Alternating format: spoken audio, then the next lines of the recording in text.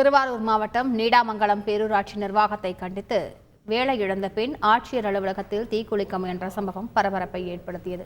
நீடாமங்கலம் பேரூராட்சி அலுவலகத்தில் 21 ஆண்டு காலமாக தற்காலிக கணினி ஆபரேட்டராக பணியாற்றி வந்த சாந்தி என்பவர் கணவரை பிரிந்து தனது பெண் குழந்தையுடன் வசித்து வருகின்றார்.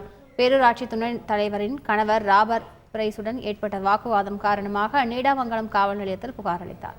இதனை அடுத்து ராபர்ட் பிரைஸ் சாந்தியிடம் மன்னிப்பு கேட்டுள்ளார். இந்நிலையில் பேரூராட்சி தலைவர் ராமராஜ் கடந்த மார்ச் மாதம் சாந்தியை நிரந்தரமாக பணி நீக்கம் செய்து உத்தரவிட்டார். காவல்துறையிடம் சாந்தி புகார் அளித்ததற்கு பழிவாங்கும் வகையில் இந்த நடவடிக்கை மேற்கொள்ளப்பட்டதாக கூறப்படுகின்றது.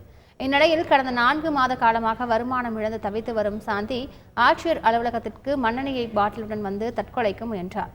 அப்போது அங்கிருந்த காவலர்கள் அவரை தடுத்து நிறுத்தினர். இதனால் பரபரப்பு நிலவியது.